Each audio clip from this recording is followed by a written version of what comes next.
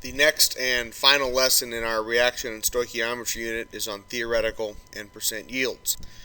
One learning target for this lesson, we want to be able to calculate theoretical and percent yields. Before we get into the calculations, let's take a look at some basic definitions. A theoretical yield, it is the maximum amount of product that can be produced by a given amount of reactants. All the calculations that we do in stoichiometry, they are all theoretical calculations. So all the calculations that we've worked on, the examples, all the problems that we have done, that we've seen, even though the terminology was not used, those were all theoretical calculations. So for example, if the question asks you to calculate how much of a certain product would be produced in a reaction, that is a theoretical calculation. It is actually the maximum amount that we could get. Doesn't mean it's actually what we're going to be able to collect, but it is the maximum amount. The actual yield is what it sounds like. It is the amount of product that's actually produced or obtained in a chemical reaction. You cannot calculate this. This is something that simply comes from your experimental data, from your measurement. There's no way that you can do a calculation to determine how much you will collect. You just have to measure it. Finally, a percent yield. A percent yield is a way to measure experimental or reaction efficiency. It is calculated as follows.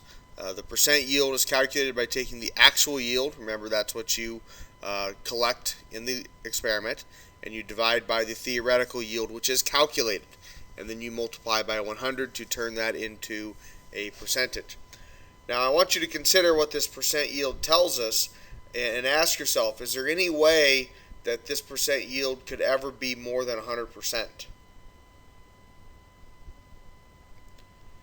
The answer to that question would be no. There's no way that a percent yield should ever be more than 100%, because the theoretical yield is the maximum amount that we can collect. So the theoretical yield, that's the most you can get. There's no way that you can get a yield, an actual yield of more than that, if the theoretical is in fact the maximum. So 100% is the maximum is the maximum percent yield that you can get. However, due to experimental errors and other various situations, you might have data that gives you more than 100%, but it cannot possibly be correct. Let's take a look at how we actually do these calculations to find theoretical and percent yields. Let's just consider this reaction between potassium chromate and silver nitrate. You're given the equation for the reaction here. And we're asked, what is the theoretical yield of silver chromate if 0.500 grams of silver nitrate reacts with excess potassium chromate? In this problem, we know that the silver nitrate is limiting because we're told that the potassium chromate is in excess. So what that tells us then is the yield, in other words, how much we can get, will be based on the silver nitrate amount. So we're told we have 0.5 grams of silver nitrate. We want to know what the theoretical yield of silver is. So this is just a gram mole mole gram problem because we already know what the limiting reactant is. We know that that limiting reactant determines the amount of product that can form. So we're just doing a gram mole mole gram problem, starting with our mass of silver nitrate, converting that into a mass of silver chromate using the molar mass of silver nitrate as we know how, and then the balanced mole to mole ratio from the equation. We can see it's 2 moles of silver nitrate to 1 mole of silver chromate, and then the molar mass of silver chromate. This gives us a value of 0.488 grams of silver chromate. Okay, so what this tells us then, if all the 0.5 grams of silver nitrate reacts, we'll get 0.488 grams of silver chromate, meaning that that is the theoretical yield in this reaction of 0.488 grams of silver chromate.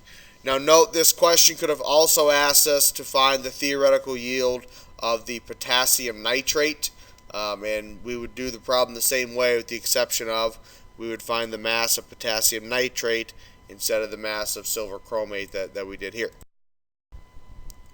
Alright, so we've answered question A. We've determined that the theoretical yield is 0.488 grams of silver chromate.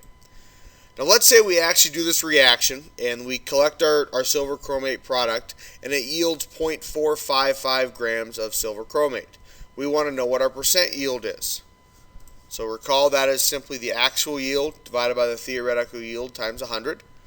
We're told that we collect the 0.455 grams of silver chromate, so that's my actual yield, divided by the 0.488 gram theoretical yield that we already found, and then we turn that into a percentage. That will give you 93.2% yield. Let's look at a different example. Here we're considering the reaction between zinc and hydrochloric acid. And we're told if 25 grams of zinc are reacted with 23.2 grams of hydrochloric acid, what is the theoretical yield of zinc chloride? In this problem, we have to determine our limiting reactant. Even though the question does not ask us to do that, we are asked for the theoretical yield of the zinc chloride. Now we are given a mass of both the reactants. We're told we have 25 grams of zinc, 23.2 grams of hydrochloric acid. Based on that alone, we do not know which of these, the zinc or the hydrochloric acid, will determine the amount of product. In other words, we don't know which one is limiting. So that's why we have to determine the limiting reactant. So we will find the mass of zinc chloride that both of these could produce if they all reacted. We'll just do the zinc first because it's listed first.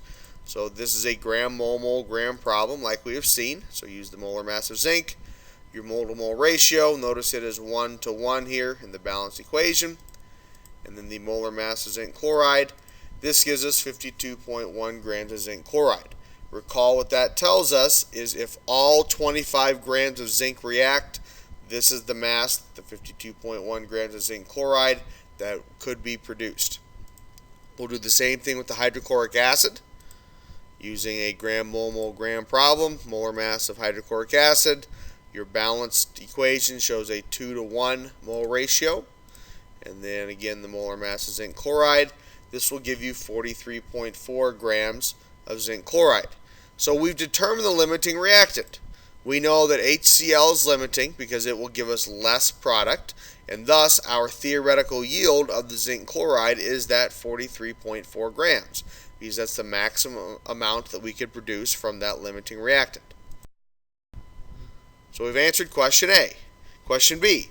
Calculate the percent yield if you collect 31.7 grams of zinc chloride from the reaction.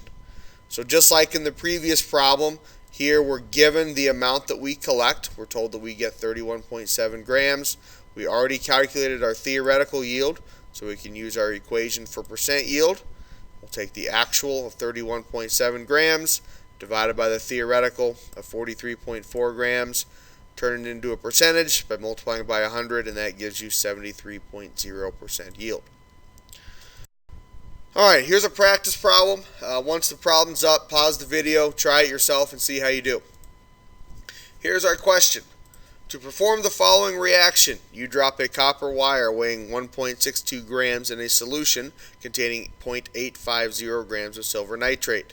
You collect 0.262 grams of silver as a product. What is your percent yield? So notice you're given the balanced equation here. We're asked to find our percent yield, and we are given the actual yield. We're told that we collect 0.262 grams of the silver as a product. Now if you consider what we're asked to do here, asked to find the percent yield, that means we have to find the theoretical yield. In order to find a percent yield, we have to know what that theoretical yield is. Even though the question doesn't ask us to give the theoretical yield, we have to calculate it in order to find the percent yield. Likewise, if we're going to find the theoretical yield, we have to know what the limiting reactant is. We're given a mass of copper and a mass of silver nitrate, and we need to find our percent yield of silver. I need to know which of these two reactants is going to determine the amount of product that can form. So we need to find our limiting reactant, even though we're not asked to do that. So again, this is just a couple of gram mole mole gram problems. We'll start with the copper. We have 1.62 grams of copper, using the molar mass of copper to convert that to moles. And then we'll use our mole to mole ratio. Notice we get 2 moles of silver for every 1 mole of copper. Then our molar mass of silver gives us 5.50 grams of silver if all of the copper reacts. Now we need to do the same calculation for the silver nitrate. We have 0.85 grams of silver nitrate, using the molar mass of silver nitrate to convert that to moles. Our balanced equation shows us a 2:2 mole ratio for the silver to silver nitrate. And then again, the molar mass of silver. This gives you 0.540 grams of silver. From this, we know that the silver nitrate is the limiting reactant. I can tell because it will give us the least amount of product. And because of that, I know that this 0.540 grams of silver is our theoretical yield. Now to actually answer the question, we're asked to find the percent yield. Now that we know the theoretical yield is 0.54 grams, we can make this determination. We'll take our actual yield of 0.262 grams of silver divided by the theoretical yield that we just calculated of 0.54 grams of silver. This gives you 48.5%. All right, this concludes the final lesson in the reaction stoichiometry unit. In this lesson, we were able to calculate theoretical and percent yields. Remember that all the calculations that you do with stoichiometry, those are the theoretical calculations. The percent yield we get from the actual yield once we've calculated the theoretical as well. And remember that actual yield is only determined by experimentation. We cannot calculate it.